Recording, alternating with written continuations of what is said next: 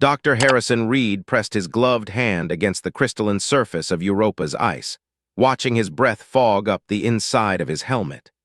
After 15 years of searching, the quantum signatures had led him here, to this desolate spot on Jupiter's frozen moon, nearly 500 million kilometers from Earth. Dr. Reed, your oxygen levels are at 60%, Commander Vivian Nash's voice crackled through his calm. The storm's getting worse. We need to head back to the station. Just a few more minutes, Harrison muttered, adjusting the settings on his quantum resonance scanner. The device hummed softly, its holographic display showing increasingly strong readings. There's something here, Commander, something big. The scanner's readings spiked suddenly, accompanied by a deep vibration that seemed to emanate from beneath the ice. Harrison stumbled back as geometric patterns of light began spreading through the crystalline surface, forming intricate mandalas that pulsed with an otherworldly blue glow. "Reed, what did you do?" Nash demanded, her voice sharp with concern. "Nothing. The quantum field just—" Harrison's words were cut short as the ice beneath his feet began to crack. He scrambled backward, watching in awe as a massive section of Europa's surface split apart, revealing a yawning chasm that descended into darkness. Commander Nash's voice was steady but urgent. "All personnel fall back to safe distance. Reed, get out of there now." But Harrison couldn't move. As the ice continued to fracture, he caught glimpses of something impossible: metallic structures, preserved perfectly in the vacuum of space, extending downward into Europa's subsurface ocean. The architecture was unlike anything humans had ever built, all sweeping curves and impossible angles that seemed to defy conventional geometry. "Commander," he breathed, "we just found proof we're not alone." Within hours, the Europa research station was buzzing with activity. Harrison stood before the assembled team in the main conference room, his hands trembling slightly as he projected the scanner data onto the main display. "The structure appears to be roughly 12 kilometers deep," he explained, pointing to the three-dimensional rendering. "The quantum signatures suggest it's been here for at least 1,000,000 years, possibly much longer, and it's still active." Commander Nash, a tall woman with silver-streaked black hair and eyes that missed nothing, studied the projection carefully. "Active how?" "It's generating power," Harrison replied, bringing up another display. "The quantum field readings are off the charts. Whatever this facility was built for, it's still running after all this time." Dr. Zhang, the station's chief physicist, leaned forward. "These energy patterns, they're unlike anything we've ever encountered. The complexity suggests an understanding of quantum mechanics far beyond our current capabilities." "Which is exactly why we need to get inside," Harrison pressed, turning to Commander Nash. "The storm's clearing, and we've detected what appears to be an entrance mechanism. With your permission, I'd like to lead an exploration team." Nash's expression remained neutral, but Harrison could see the conflict in her eyes.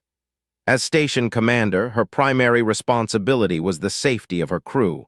But as a scientist herself, she understood the magnitude of this discovery. "This isn't just about making history anymore," Harrison added quietly.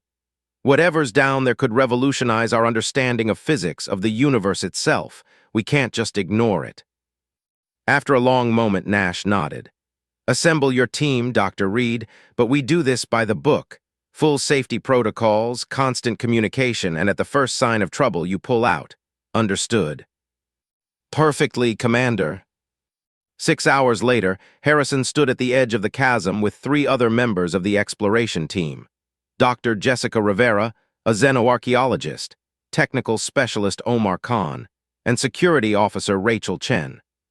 Their suits had been specially modified for deep ice exploration, equipped with enhanced scanning capabilities and emergency quantum beacons. As they began their descent, Harrison couldn't shake the feeling that they were being watched. The facility's entrance had opened too easily, almost as if it had been waiting for them. The perfectly preserved corridors they encountered seemed to defy the passage of time, their surfaces unmarred by ice or debris. "These markings," Rivera said, running her scanner over a section of wall covered in complex symbols. "They're not just decorative. Look at how they're arranged. It's like they're part of some kind of interface. Khan nodded, his own instruments detecting faint energy signatures emanating from the symbols. The whole facility seems to be one giant quantum computer, but what was it computing? Their questions were answered as they entered what appeared to be a central chamber. The room was dominated by a massive cylindrical structure that pulsed with the same blue light they'd seen on the surface. Suspended within it was something that made Harrison's heart skip a beat. A perfect sphere of what appeared to be pure energy, its surface rippling like liquid starlight. "My God," Harrison whispered, approaching the cylinder. "It's a quantum containment device. They found a way to stabilize and store quantum states at a macroscopic level. This changes everything." Before anyone could respond, the chamber came alive. Holographic displays materialized around them, showing star charts and diagrams that shifted and changed faster than their eyes could follow. A voice filled their helmets, not through their comms, but seemingly directly in their minds. "Quantum signature detected. Identity confirmed. Emergent species designation human. Initiative protocols activated." The sphere of energy began to pulse more rapidly, and Harrison realized with growing alarm that they might have just set something in motion that they couldn't stop. As alarms began to sound throughout the facility, he couldn't help but wonder, had they just made the greatest discovery in human history, or had they just awakened something that should have remained buried in Europa's ice? Security Officer Chen's voice cut through his thoughts. "Movement detected on multiple levels. We're not alone down here." The ancient facility had awakened, and with it, the true purpose of the quantum vault was about to be revealed, along with the price of disturbing its millennial slumber. Captain Dominic Torres had seen his share of strange phenomena during his 15 years with the Interplanetary Defense Force, but nothing quite like this. The holographic signals dancing across his command console defied conventional analysis, pulsing with patterns that seemed to follow their own alien logic. "Dr. Patel, please tell me you're making progress with these transmissions," he called out, watching as another wave of quantum data flooded the Europa station systems. Dr. Samira Patel, the station's lead xenolinguist, barely looked up from her workstation. Her dark eyes were fixed on the streams of symbols flowing across multiple screens, her fingers dancing over holographic keyboards as she input calculations and attempted various decryption algorithms. "It's unlike any language we've encountered," she replied, frustration evident in her voice. "The signals aren't just carrying information, they're altering the quantum state of our computers. It's as if they're trying to reconfigure our technology to match theirs." In the 12 hours since Dr. Reed's team had awakened the facility, the situation had grown increasingly complex. The quantum vault, as they'd begun calling it, had initiated what appeared to be some kind of automated protocol. Energy readings from the facility had increased exponentially, and strange phenomena had begun manifesting throughout the station. "Previous message decryption attempt failed," the AI assistant announced, detecting new signal pattern. The main display suddenly flickered, and a series of three-dimensional glyphs materialized in the air. They rotated slowly, each one shifting and transforming in ways that seemed to defy physics. "There," Samira exclaimed, her fingers flying over the controls. "These symbols, they're not just writing, they're quantum states encoded as visual information. Captain, I need to link directly to the facility's interface." Torres frowned. "Doctor, need I remind you what happened to our first probe? The quantum field around that place destroyed it in seconds." "Which is exactly why we need human interaction," she argued. "Our minds can process quantum uncertainty in ways our computers can't. That's why the facility is reaching out to us this way. It's designed to interface with consciousness itself." Before Torres could object further, a new alarm blared through the station. Lieutenant Park's voice came over the comm. "Captain, we're detecting multiple quantum anomalies throughout the station. Reality distortions are forming in sections 3 through 7. Torres cursed under his breath. They were running out of time. "Dr. Patel, you have 1 hour. Take security team Beta and get down there, but at the first sign of trouble." "We pull out, understood." Samira was already gathering her equipment, her mind racing with possibilities. 30 minutes later, she stood in the central chamber of the quantum vault with her team, staring at the pulsing sphere of energy that had started it all. The facility's systems had continued to activate, each new system bringing with it fresh waves of quantum disturbance. "The symbols are similar to what we've seen in quantum computing," she muttered, more to herself than to her security escort. "But instead of binary states, they're operating on multiple quantum levels simultaneously. It's like they found a way to encode consciousness itself into quantum information." She approached one of the holographic interfaces, her hand hovering over the shifting symbols. The facility seemed to respond to her presence, the patterns changing and reorganizing themselves. "Ma'am," one of the security officers warned, "Dr. Reed's team reported similar reactions before." "Before the facility fully activated, I know," Samira finished. "But look at these patterns. They're not random. They're adapting, learning, trying to find a way to communicate that we can understand." She took a deep breath and pressed her hand against the interface. Instantly, the world around her transformed. The chamber dissolved into a sea of quantum possibilities, each one showing her glimpses of different realities, different moments in time. Through the quantum noise, a message began to form in her mind. "The nexus approaches, the barrier weakens, the weapon must be prepared." "Doctor," someone was shaking her. Samira blinked, finding herself on her knees, Security Officer Walsh supporting her. "You were out for almost 2 minutes." "Captain," she gasped into her calm, "we need to evacuate the station. Now." "Explain," Torres demanded. "This facility, it's not just a vault, it's a weapon, and something out there knows we've found it." She looked up at the sphere of energy, understanding flooding through her. "Whatever the ancients were fighting, it's still out there, and we just sent up a quantum flare announcing our discovery." As if in response to her words, new alarms began blaring throughout the facility. The sphere's pulsing increased, and the holographic displays showed what looked like a countdown sequence. "Multiple quantum signatures detected approaching Europa," Lieutenant Park reported, his voice tense. "Captain, they're like nothing we've ever seen. Energy readings are off the charts." Tor's decision was immediate. "All personnel, emergency evacuation protocols. Dr. Patel, get your team out of there now." But as Samira and her team rushed toward the exit, the facility's quantum field intensified. The very fabric of space seemed to twist around them, and through the distortions, she caught glimpses of something massive moving through the void above Europa, shapes that seemed to exist in more dimensions than human minds could process. The Nexus had arrived, and humanity's discovery of the quantum vault had just become the opening move in a game they didn't yet understand how to play. As Samira ran, the ancient facility's message echoed in her mind. The barrier weakens. The weapon must be prepared. But prepared for what? And more importantly, were they ready for the consequences of awakening this ancient quantum arsenal? Behind her, the sphere's pulsing reached a fever pitch, and the countdown continued its inexorable march toward zero.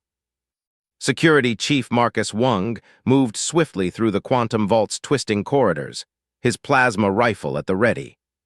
Behind him, Dr. Naomi Blackwood consulted her quantum scanner, trying to make sense of the facility's increasingly erratic energy signatures. "The sphere's resonance is reaching critical levels," Naomi reported, her Australian accent tight with tension. "Whatever's happening up there with those entities, the Nexus, it's affecting the facility's core systems." Marcus nodded grimly. They'd lost contact with the surface an hour ago after Captain Torres had ordered a full evacuation. Now, deep within Europa's ice, they were running out of options. "There has to be a way to shut it down," he muttered, checking another junction. The facility's architecture seemed to shift around them, corridors realigning themselves like some vast geometric puzzle. "Dr. Blackwood, you're the quantum physicist. Any theories?" Naomi brushed a strand of silver-streaked hair from her face, studying the readings. "The facility's not just responding to the Nexus, it's preparing for something. These energy patterns, they're forming what looks like a quantum consciousness matrix." A low hum filled the air, and the walls around them began to pulse with lines of blue light. Marcus raised his weapon as a holographic interface materialized before them, far more sophisticated than anything they'd seen before. "Quantum signature analysis complete," a voice announced, not through their comms but directly in their minds. "Threat level maximum, initiating Guardian protocol." The sphere of energy they'd been tracking suddenly erupted into a brilliant cascade of light. Marcus and Naomi shielded their eyes as the quantum field coalesced into a humanoid form. When they could see again, they found themselves facing something extraordinary. A figure stood before them, neither fully physical nor purely energy. Its form shifted between states of matter, composed of swirling quantum particles that maintained a roughly human shape. Its face was a pattern of complex geometric shapes that rearranged themselves continuously. "I am Zethara," the being announced, its voice resonating on multiple quantum frequencies. "Primary guardian of the quantum aegis, you have awakened this facility at a most critical juncture." Marcus kept his weapon trained on the entity, though he suspected it would be useless against a quantum being. "Are you responsible for the energy distortions affecting our station?" "Your technology is primitive, incompatible with quantum-level communications," Zethara responded. "The facility has been attempting to upgrade your systems to prevent them from failing during the coming conflict." "What conflict?" Naomi stepped forward, her scientific curiosity overriding caution. "The Nexus, what are they?" Zethara's form flickered, projecting a series of images that showed vast cosmic entities moving between dimensions. "They are the Great Entropy, beings that exist beyond conventional spacetime, consuming quantum possibilities to expand their dominion. My creators, the quantum architects, built this facility as a last resort against their advance." "But that must have been millions of years ago," Naomi protested. "Why activate now?" "The quantum barrier between dimensions weakens. The Nexus seeks to harvest your reality's quantum potential.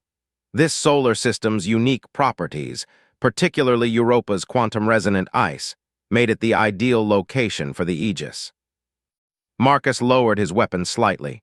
"The Aegis, that's what this facility really is." "It is a quantum weapon of unparalleled power," Zethara confirmed, "capable of rewriting the fundamental laws of reality within a localized space. But its use requires conscious direction from beings capable of understanding quantum uncertainty. My creators are long gone, but humanity has evolved to possess this potential." Before either of them could respond, the facility shuddered violently. New alarms blared as reality itself seemed to warp around them. "The Nexus breaches the outer barriers," Zethara announced, its form becoming more solid, more combat-ready. "They sense the Aegis awakening. We have minutes before." The chamber's far wall suddenly dissolved, revealing a writhing mass of extra-dimensional energy. Tentacles of pure quantum possibility reached through, distorting everything they touched.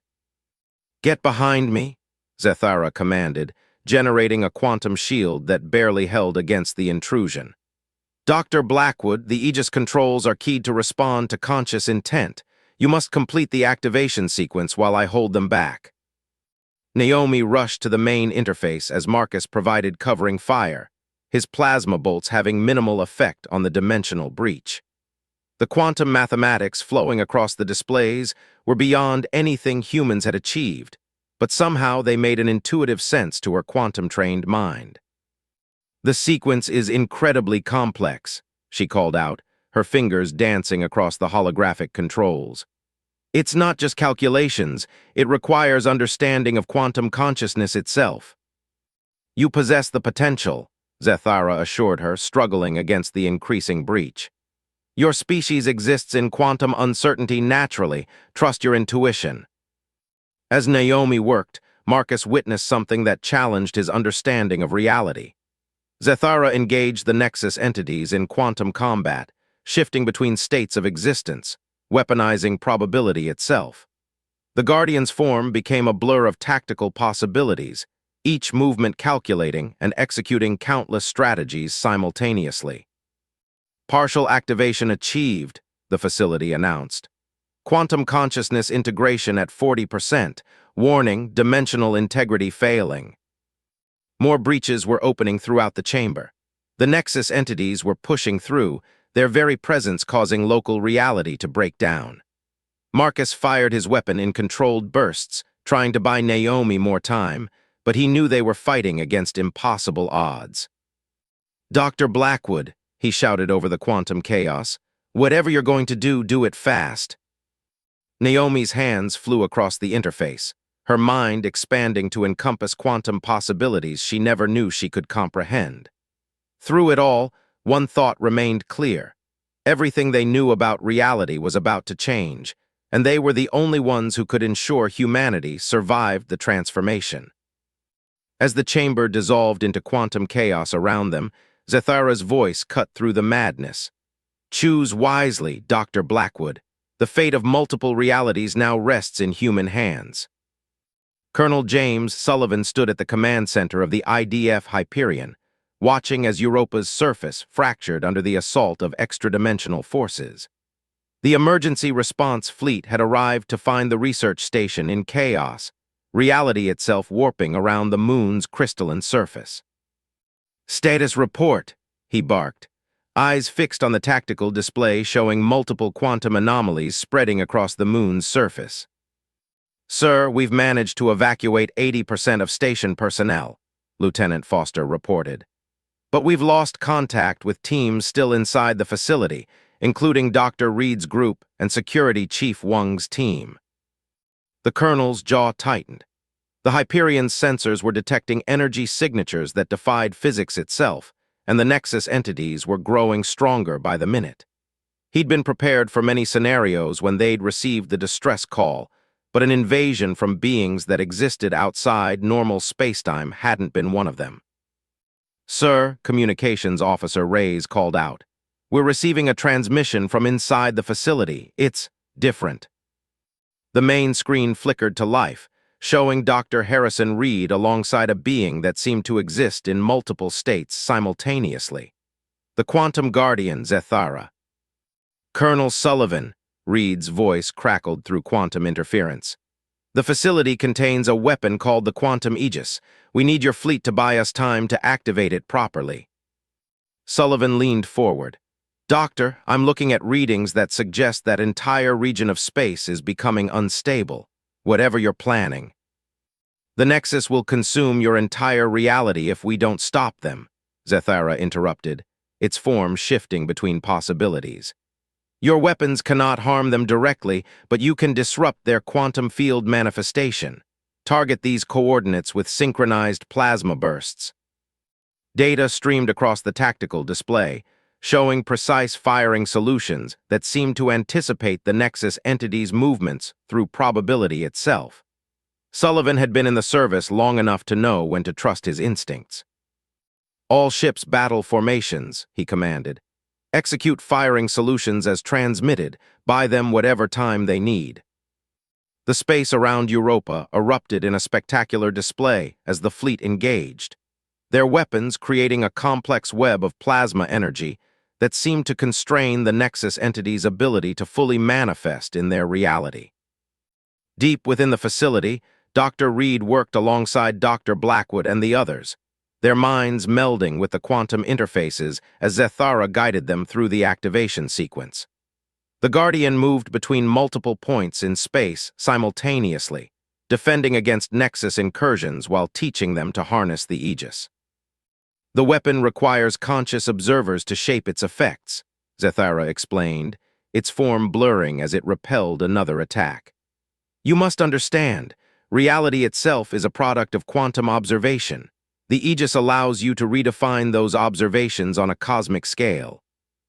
"But the power requirements," Dr. Blackwood protested, her hands dancing across quantum controls. "The energy buildup could tear Europa apart." "Which is why we need precise timing," Reed responded, coordinating with the fleet above. "Colonel Sullivan's attack pattern is creating a quantum resonance field if we can synchronize the Aegis activation with their assault." Security Chief Wang and his team held defensive positions around the central chamber, their weapons modified by Zethara to disrupt quantum fields. The Nexus entities pressed their attack, reality warping around each breach in space-time. "Whatever you're going to do," Wang called out, "do it fast. We can't hold them much longer." The chamber shuddered as another dimensional breach formed, larger than any before. Through it, they caught glimpses of the Nexus entities' true form, vast cosmic structures that existed in dimensions beyond human comprehension. Above Europa, the fleet maintained their assault pattern, though several ships had already suffered severe damage from quantum distortions. Colonel Sullivan watched as his tactical display showed the quantum energy readings approaching critical levels. "Sir," Lieutenant Foster reported, "quantum cascade failure imminent. The moon's crust is beginning to destabilize." Sullivan opened a channel to the facility. "Dr. Reed, we're out of time. If you're going to activate that weapon, it needs to be now." Inside the quantum vault, the team made their final preparations. The Aegis hummed with power, its quantum core pulsing in sync with their combined consciousness. Zethara's form had become pure energy, merging with the facility's systems. "Remember," the Guardian's voice echoed in their minds, "the Aegis doesn't just destroy, it rewrites. Choose the future carefully." Dr. Reed looked at his colleagues, scientists and soldiers united in humanity's first contact with forces beyond their universe. In their hands lay not just the fate of Earth, but of reality itself. The Nexus pressed forward, and the final battle for existence itself was about to begin. Admiral Helena Reeves materialized in the Quantum Vault's control chamber via emergency quantum transport, her form reassembling just as another reality breach shook the facility. She took in the scene with practiced efficiency. Dr. Reed and Dr. Blackwood at the main controls, Security Chief Wang's team holding the perimeter, and the ethereal form of Zethara maintaining quantum barriers against the encroaching Nexus. "The Sol Defense Council has granted executive authority," she announced, her voice cutting through the chaos. "Whatever we're going to do, it has to be now. Earth's quantum sensors are detecting reality fractures spreading throughout the solar system." Dr. Reed barely looked up from the Aegis controls, his mind partly merged with the quantum interface. "Admiral, we've discovered something. The Aegis doesn't just destroy the Nexus. It can rewrite the fundamental laws of spacetime within its area of effect. We can create a new quantum barrier, one that would seal off our reality from their dimension permanently." "The power requirements would be astronomical," Dr. Blackwood added, her hands dancing across probability curves. "We'd need to channel the quantum energy of Europa itself. The moon wouldn't survive." "But humanity would," Chief Wang interjected, firing another burst at a manifesting Nexus entity. "And the rest of the solar system." Admiral Reeves watched as Colonel Sullivan's fleet maintained their defensive pattern above, buying them precious time. The weight of command settled on her shoulders, the fate of humanity resting on a decision that had to be made in moments. "What do you need?" she asked. "Everything," Zethara answered, its form simultaneously existing at multiple points in space. "The Aegis requires conscious observers from your reality to shape its effects. Each of you must contribute your quantum consciousness to the reformatting of local spacetime laws." Another blast rocked the facility. Through the quantum breaches, they could see the Nexus entities taking on more concrete forms, vast geometric shapes that hurt the mind to observe, each movement leaving trails of fractured reality in their wake. "Admiral," Colonel Sullivan's voice crackled through quantum-corrupted comms, "we're detecting a massive power buildup in the Nexus vessels. They're preparing for something big. They seek to collapse all quantum possibilities into a single timeline," Zethara explained, its voice resonating with urgency. "One where they have already won, where your reality has been consumed. We cannot allow them to succeed." Dr. Reed looked at Admiral Reeves, his expression grim but determined.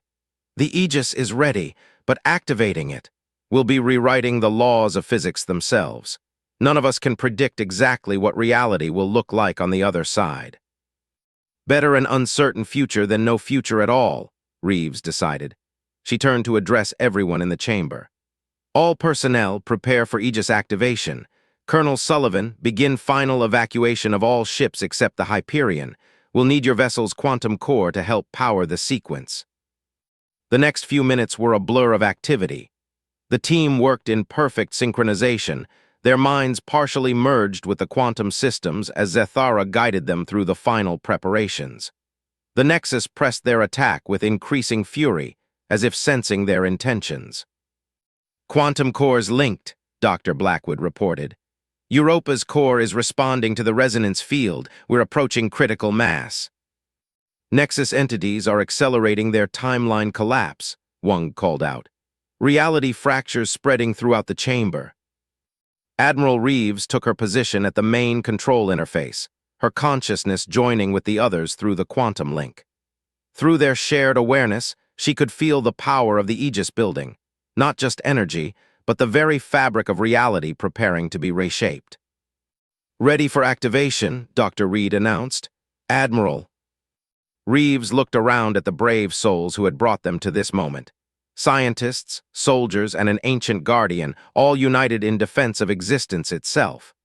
Through the quantum link, she could feel their determination, their hope, and their fear. "Initiate final sequence," she commanded. The Aegis erupted with power, its quantum core reaching out to connect with Europa's crystalline structure. The moon itself began to glow, ice transforming into pure quantum energy. Through their linked consciousness, they could feel reality itself becoming malleable, ready to be reshaped. The Nexus entities launched their final assault, reality-ending power washing against Zethara's barriers. But they were too late. Now, Zethara's voice echoed through their minds. "Shape the new laws, create the barrier." Their combined consciousness surged through the Aegis, each mind contributing to the new template of reality. Dr. Reed's understanding of quantum archaeology, Dr. Blackwood's grasp of theoretical physics, Chief Wang's tactical insight, Admiral Reeves' strategic vision, all guided by Zethara's ancient knowledge. Europa began to break apart, its mass converting to pure quantum energy. The Aegis channeled this power to rewrite the local laws of physics, creating a new type of spacetime that the Nexus could not breach. Reality itself shifted, reformed, and solidified under their direction. The Nexus entities screamed in frequencies that existed beyond normal space-time, their forms distorting as they were forced back into their own dimension. The quantum barriers between realities strengthened, becoming permanent, impenetrable. As the power surge reached its peak, Zethara's form began to fade. "My task is complete," the Guardian announced. "The barrier will hold, your reality is yours to shape now." The quantum vault shuddered one final time as Europa's transformation completed. Where once there had been a moon of ice, now there existed a quantum barrier engine, permanently maintaining the new laws of physics that protected their universe. In the aftermath, as rescue ships collected survivors and scientists began studying the transformed space around Jupiter, Admiral Reeves stood with Dr. Reed on the observation deck of the Hyperion. "We'll never be the same after this," Reed said quietly, watching the quantum energies swirl where Europa had once been. "Everything we thought we knew about reality, about our place in the universe." "We've grown up," Reeves replied. "Humanity has taken its first real step into a larger cosmos, and thanks to what we learned here, we'll be ready for whatever comes next." In the quantum barrier's glow, they could see faint reflections of other possibilities, other timelines. But this reality, this future, was the one they had chosen, and together they would face whatever new wonders or dangers awaited them among the stars.